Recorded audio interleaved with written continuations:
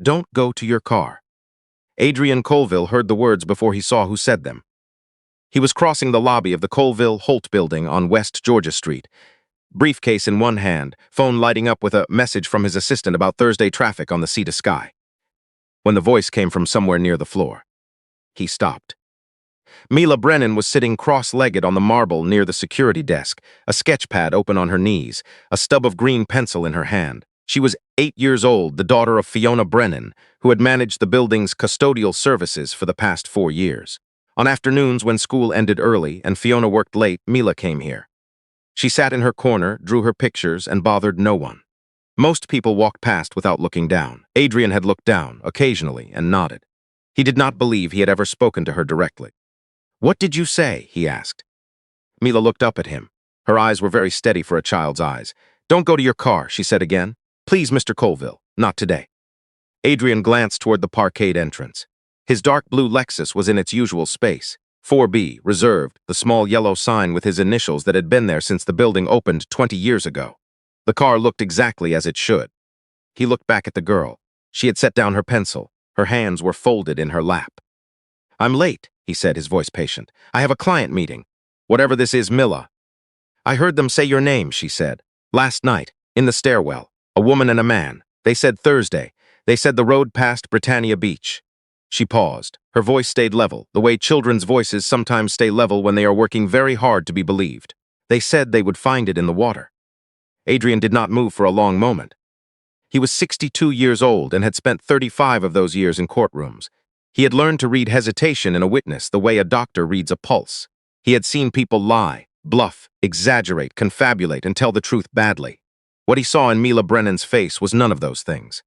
It was the face of someone who had been awake most of the night, deciding whether or not to speak.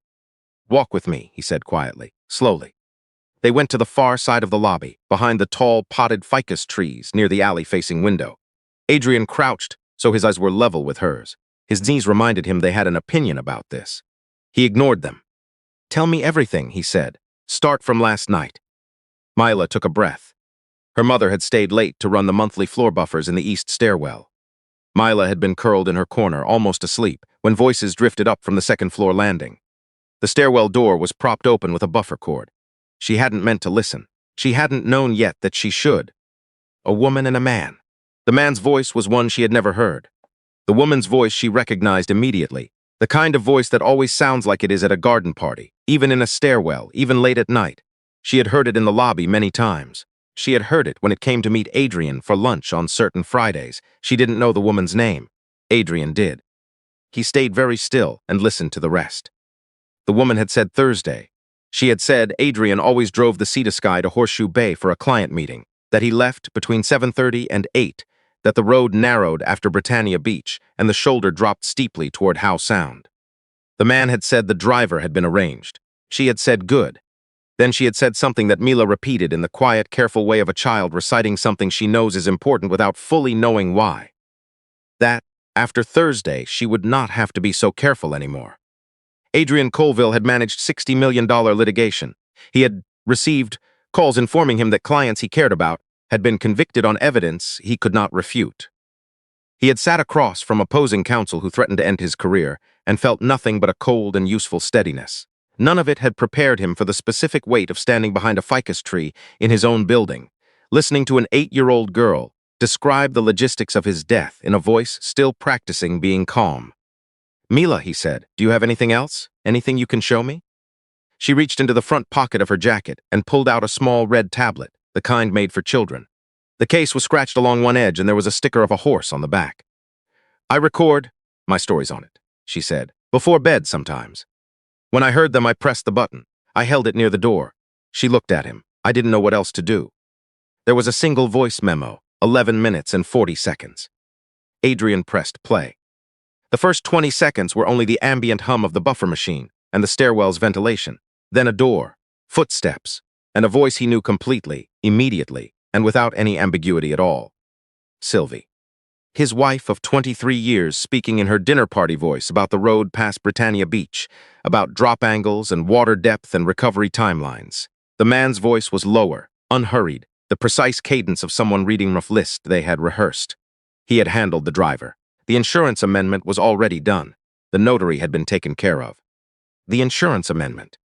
Adrian closed his eyes for a moment. 14 months ago, Sylvie had brought home documents from their financial planner. She had said the advisor recommended increasing his coverage. She had said it was routine.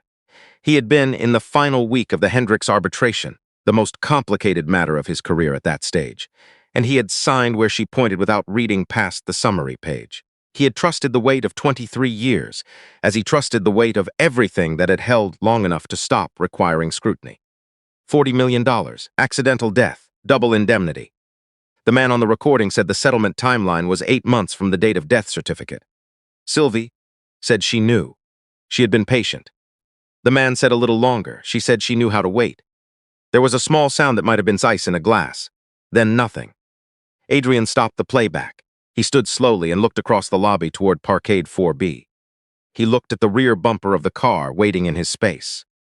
In November of 2019, backing out of his mother's driveway in Oakville after Thanksgiving dinner, he had caught the bumper of his Lexus against her low stone planter, a diagonal scratch, 8 centimeters paint deep. His mother had apologized repeatedly. He had told her it was nothing. He had meant to have it repaired the following spring and had not. It had been there 6 years. It had become part of the car the way small imperfections become part of a life. Present, unnoticed, assumed. The car in 4B had no scratch. He stood looking at that smooth, dark surface and felt the morning rearrange itself around him into a shape he did not recognize. He took out his phone. He scrolled to a name he had not called in 8 months. Kenneth Peel picked up on the second ring. "Kenneth," Adrian said, very quiet, very level. "I need an hour. I need you to not ask me anything on the phone. Are you in the city?" Kenneth had been a superintendent with the RCMP for 26 years before retiring to a security consultancy on Marine Drive on the North Shore. He had known Adrian since they were 20 years old at Dalhousie, had sat in a dozen courtrooms watching him argue, and had heard this particular tone in Adrian's voice exactly once before. The morning a junior partner had embezzled $800,000, and Adrian had found the discrepancy at 6 a.m. on a Sunday.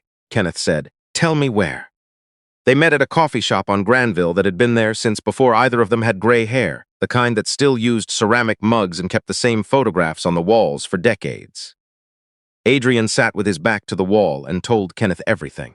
He told him about Mila, about the recording, about the absent scratch on the bumper, about the insurance amendment, signed in the middle of an arbitration he had no longer thought about. He spoke for 14 minutes without stopping. Kenneth listened the way good investigators listen. He wrote nothing down and missed nothing. When Adrian finished, Kenneth turned his ceramic mug in a slow circle on the table. "The man on the recording," he said. "What can you tell me about his voice?" "Unhurried," Adrian said. "The way someone sounds, when they have said the same thing to someone before and it produced the result they needed." Kenneth nodded once. He made a call that lasted less than a minute. When he put the phone down, he said, 3 hours. Adrian returned to the office. He sat in his chair. He answered 2 emails. He took a call from a client in Calgary and said the right things. He looked at the photographs on his desk, Sylvie and him in Newfoundland 2 summers ago, standing on the boardwalk at Quidi Vidi in light rain, both laughing at something he could no longer remember. He looked at the photograph and saw through it, the way you eventually see through glass you have been staring at too long. At 4:15, his phone buzzed. The man on the recording had a name. He was calling himself Gordon Ray. He had not been born Gordon Ray. He had been born Gordon Abernethy in Sudbury, Ontario in 1978, and had changed his name legally in 2016, 1 year after the death of his first wife. Her name had been Carol Abernethy. She had gone hiking near Killarney Provincial Park on a Saturday in September of 2015 and had not come home. The coroner ruled the fall accidental. She had a life insurance policy for $2.9 million. Gordon Abernethy had collected it within 10 months and moved to British Columbia within 11. He now sat on 2 charitable boards in Vancouver. He drove a gray Range Rover. He had been introduced to Sylvie Colville 14 months ago at a fundraiser for the Children's Hospital. Adrian sat with this information for a long time. He thought about Carol Abernethy on a hiking trail in Killarney.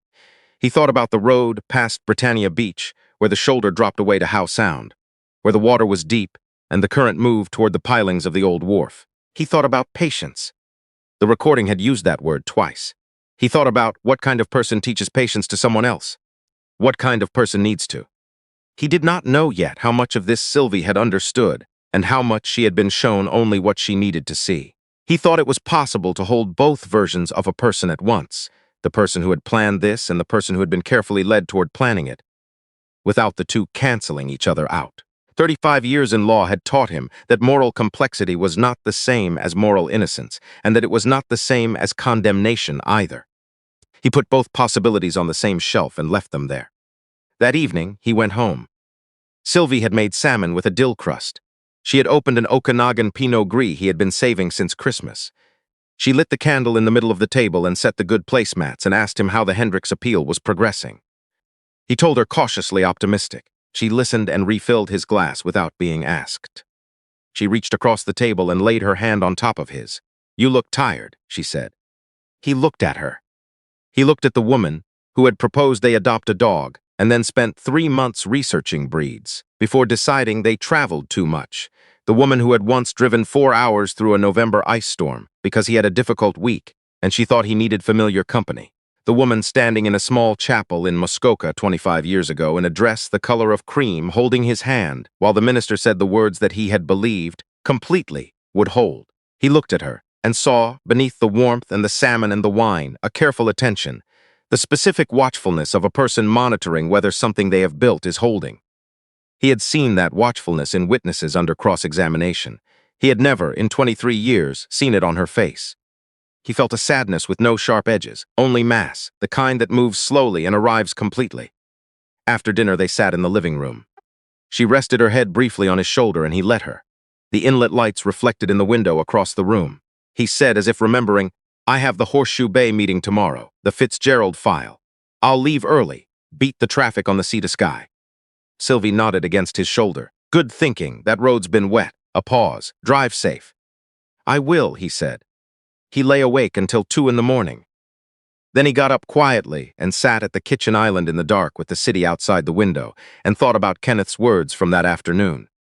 It takes a certain kind of patience to do this, and a certain kind of person to teach it to someone else. Don't assume she constructed this on her own. He was not certain how much of that he believed. He understood that certainty was not what Thursday required. Thursday came clear and cold. Adrian left the house at 7:30 in a dark coat with his briefcase. Sylvie kissed his cheek at the door. He walked to the parkade where Kenneth's associate, a quiet woman named Deb who had spent 15 years in federal policing, was already waiting in a charcoal Jeep. Adrian got into the passenger seat. The Jeep pulled onto West 49th and headed north toward the upper levels highway. The car in Space 4B remained where it was. Whoever was inside it waited for a man who was not coming. A gray Civic had picked them up near the Lionsgate exit. It followed at a careful distance, 3 cars back, then 2. Past Horseshoe Bay, the road narrowed and the mountains closed in on both sides. And Howe Sound opened up to the left, flat and very dark, the surface barely moving in the morning stillness. Past Lions Bay. Past the long straight before Britannia Beach where the road began to bend. Adrian watched the water. He had hiked these mountains in his 40s, before the knees formed opinions. He had brought his nephew up here once to show him the glacier. He thought about how a place could be beautiful and ordinary and lethal all at once, and appear from the outside to be only the first 2 things. His phone rang. Kenneth. "They have the driver," Kenneth said. "He started talking before we finished reading him his rights. He'll have named everyone before noon." A pause. "RCMP are at Gordon Ray's address, and they're at your house." Adrian said nothing. "She didn't run," Kenneth said, quieter now. "She was in the kitchen when the officers arrived. She sat very still. When they explained why they were there, she said one thing." Another pause. "She said I didn't know he had done it before. She said it twice." Adrian looked at Howe Sound through the windshield. The mountains on the far side held new snow on the upper ridges, the kind that comes in early October and stays. "All right," he said. He closed his eyes for a moment. "All right." He did not attend most of the proceedings. He went to the first hearing and sat in the back row and watched the man who had introduced himself to charitable Vancouver as Gordon Ray be called by his original name. And he watched the charges land without producing any visible expression on the man's face. And he understood then what he had already suspected, that every expression this man had shown anyone had been chosen in advance for a purpose, and the absence of one now was simply the same mechanism, running one direction further. Sylvie entered a guilty plea. Her counsel told the court she wished to make a full statement of cooperation. Adrian did not read the statement. He heard from Kenneth later that it described in detail how she had been shown forged documents. financial records, correspondence, indicating the firm was carrying debts of nearly $6 million, debts she had been told would surface publicly within months. She had been told she would lose the house, the savings, the retirement account, the things they had built across 2 decades. She had been told there was one solution, and that it required only her silence and her signature on an insurance amendment, and that afterward everything would be fine. Adrian held the 2 versions of his wife side by side in the way he had learned to hold contradictory evidence, without forcing a verdict before the facts were complete. He thought she had been deliberately shaped. He thought she had also made choices. He thought both of those things were true, and that neither canceled the other. He thought this for a long time and arrived eventually at something that was not forgiveness and not condemnation, something quieter, further along, harder to name. In the months that followed, the firm changed its name, Colville Partners. The legal community noted the adjustment with a particular understatement the Vancouver bar reserved for things that everyone understood without needing to be said directly. He sold the house on West 49th. He bought a small, gray-painted bungalow in Deep Cove with a dock and a view of the inlet and very little on the walls. He found he did not miss the house. He missed certain mornings in it. He was learning the difference. He promoted Fiona Brennan to building administrative manager. Real office, real salary, benefits she had not had before. Fiona accepted after a long silence on the phone. She did not thank him extensively. She said she would work hard. He told her he already knew that. Mila started a new school in January. Adrian paid for it, and for whatever would come after, and did not call it a gift. He called it what it was, a debt of a kind that cannot be fully paid, only acknowledged honestly and carried forward.